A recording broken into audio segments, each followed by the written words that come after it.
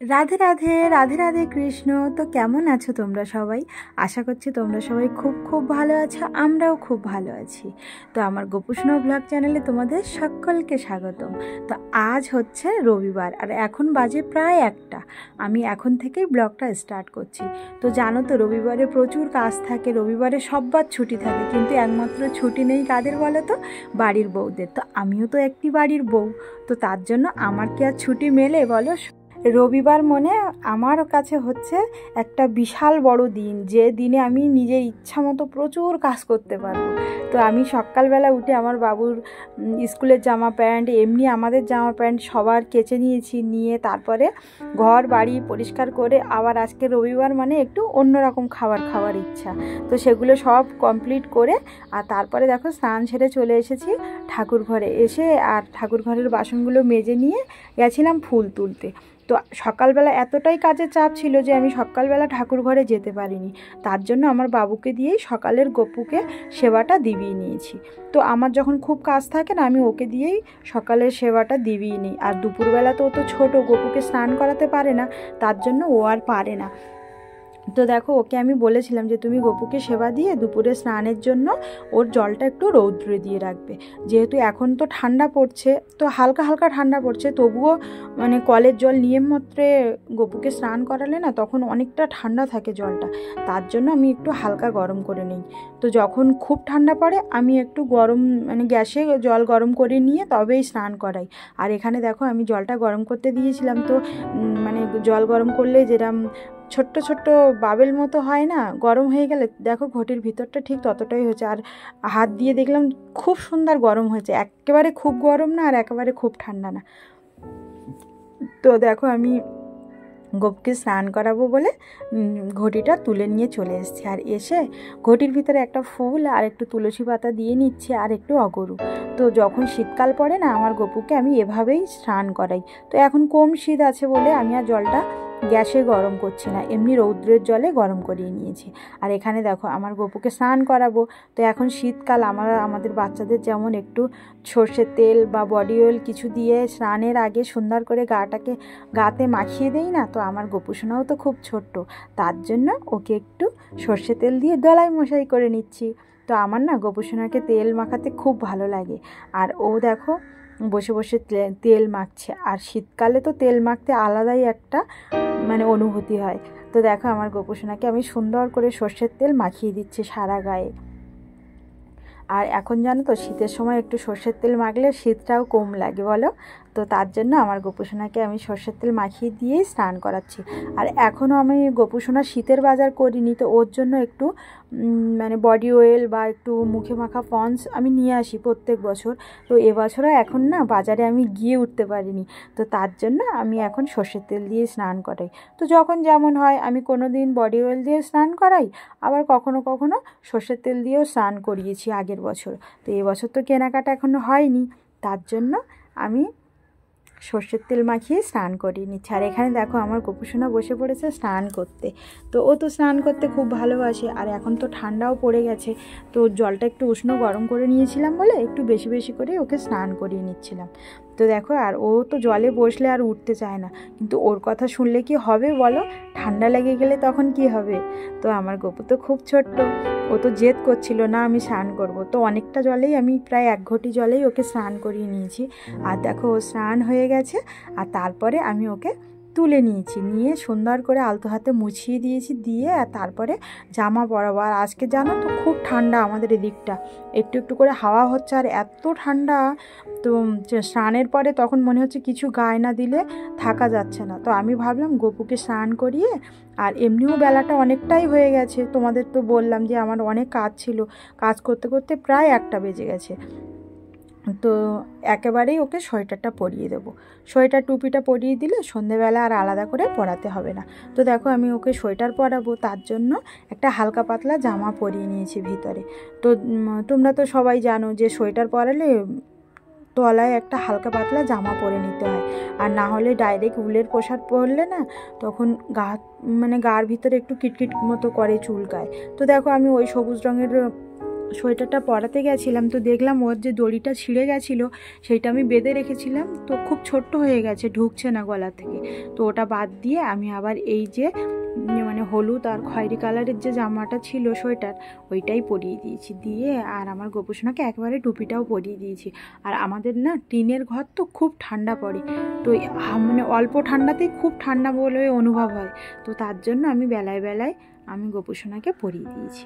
দিয়ে আর দেখো আমি সেন্টটা মাখিয়ে দিচ্ছি। তো সেন্ট তো জামায় মানে গায়ে দিতে পারবো না, আর ভিতরের জামাটাও বেরিয়ে নেই, তার জন্য সোয়েটারের উপরেই দিয়ে নিয়েছি। তো আমার গোপুসোনা দেখো সাজুগুজু কমপ্লিট হয়ে গেছে, আর ওকে একটু সেন্ট মাখিয়ে বসিয়ে রেখে আর দর্পণ দর্শন করিয়ে নিলাম।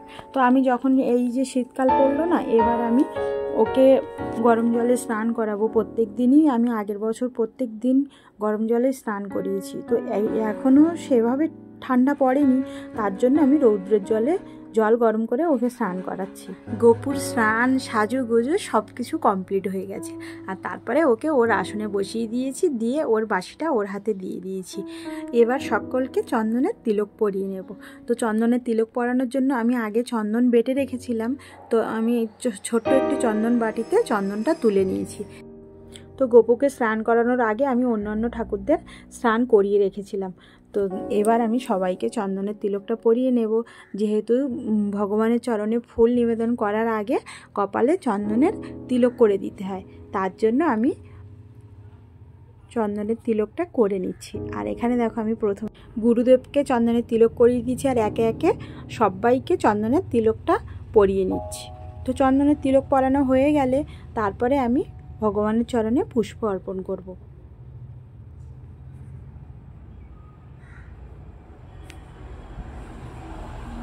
তোমাদের সঙ্গে কথা বলতে বলতে আমার সকলকে চন্দনের তিলক করানো হয়ে গেছে, আর এবার চলো পুষ্পটা অর্পণ করে নিই। তো পুষ্প অর্পণের আগে আমি তুলসী পাতা অর্পণ করব।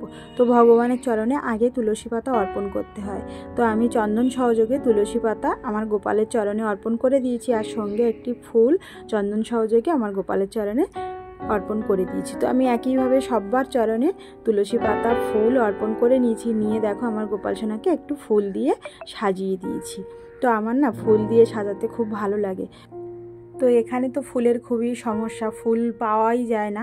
আর যখন বাজারে যাই বাজার থেকে নিয়ে আসি, আর যখন বাজারে যাই না পাশের বাড়ির মানে গাছ আছে, তো সেখান থেকে অল্প দুটো চারটে ফুল নিয়ে চলে আসি। আর এখানে দেখো আমি দুপুরের প্রসাদ দেব, কলা নিয়েছি আর একটু চিড়ে আর বাতাসা দিয়ে দুপুরের প্রসাদটা দেব। তো যেহেতু গুরুদেব আছে তার জন্য দুপুরের প্রসাদে চিড়ে আমাকে দিতে হয়।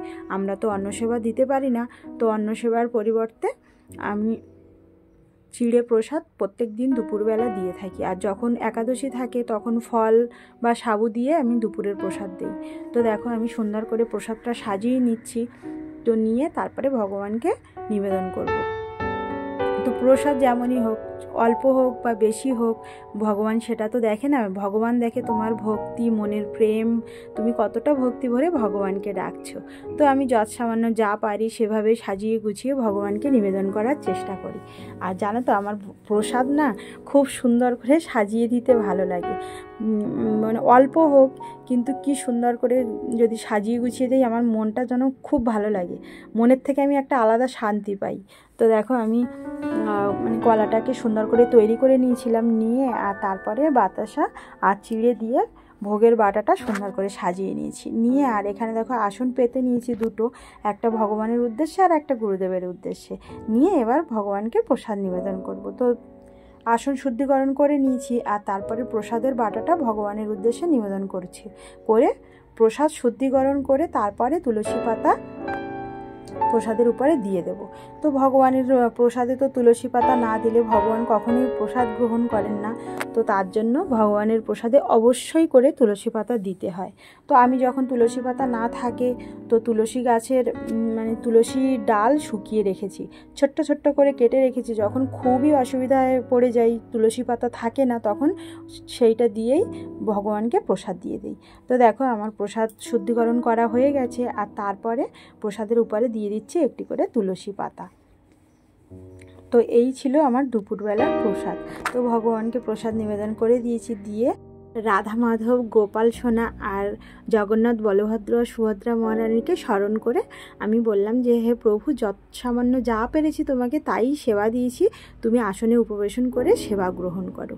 আর গুরুদেবকে বললাম যে হে গুরুদেব, আমি তো ভগবানকে সেবা দেবার কিছুই জানি না, তো দয়া করে তুমি আসনে উপবেশন করে ভগবানকে প্রসাদটা নিবেদন করে দাও। তো এই বলে আমি ভগবানের উদ্দেশ্যে প্রসাদ নিবেদন করে দিয়ে তারপরে আরতি করে নিচ্ছি। তো আমি প্রসাদ নিবেদন করার পরে আরতি করে নিই, তো সেই একইভাবে আমি আরতি করে নিচ্ছি। তো তোমরা সকলে দুপুরের ভোগ দর্শন করো আর আরতি দর্শন করো, ভোগ দর্শনে দুর্ভোগ কাটে। তো চলো তোমরা আরতি দর্শন করো।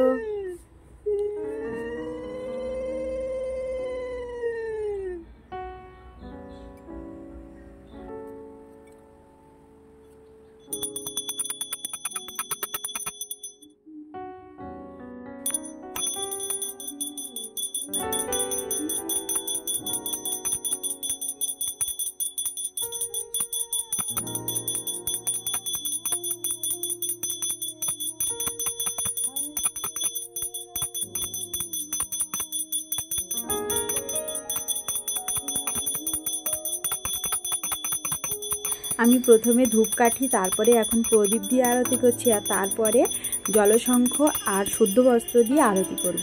আর এখন যেহেতু ঠান্ডা পড়ে গেছে, তার জন্য ময়ূরপুচ্ছ দিয়ে বাতাস করতে করা নিষিদ্ধ, তার জন্য আর ময়ূরপুচ্ছ দিয়ে আরতি করলাম না। তো দেখো আমি একে একে সব উপকরণ দিয়ে আরতি করে নিচ্ছি, নিয়ে আর তারপরে আমার গোপুসোনাকে প্রসাদটা দিয়ে কিছু সময়ের জন্য বাইরে চলে যাব।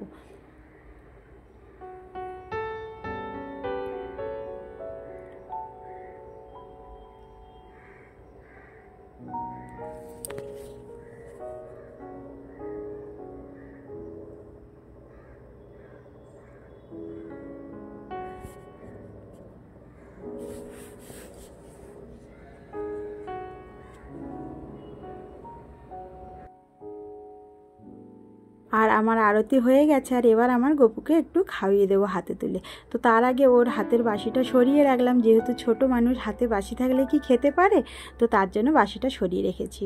আর আমি রোজ দিন ওকে এভাবেই খাইয়ে দিই। তো এটা হচ্ছে আমার মনের ভাব। আমি ভাবি আমার ছোট্ট বাচ্চা একাকে হাতে করে খেতে পারবে বলো, তার জন্য ওকে আমি একটু খাইয়ে দিলাম, দিয়ে আর বাইরে চলে গেছিলাম। আবার কিছু সময়ের পরে এসে হাতে তালি দিয়ে আমার গপুকে বললাম যে তোমার সেবা হয়ে গেলে তুমি তোমার আসনে উপবেশন করো, আর বলে আর আমি ওর মুখ হাত সুন্দর করে মুছিয়ে দিয়ে ওর বাসিটা ওর হাতে ফেরত দিলাম। তো এভাবেই আমি রোজ দিন আমার গোপাল সোনাকে সেবা করে থাকি। তো তোমাদের ভিডিওটি কেমন লাগলো অবশ্যই কমেন্ট করে জানি। তো আর ভিডিওটি কন্টিনিউ করতে পারছি না, দেখা হচ্ছে পরের আবার অন্য কোনো ব্লগে। ততদিন সুস্থ থাকো, ভালো থাকো, রাধে রাধে, হরে কৃষ্ণ।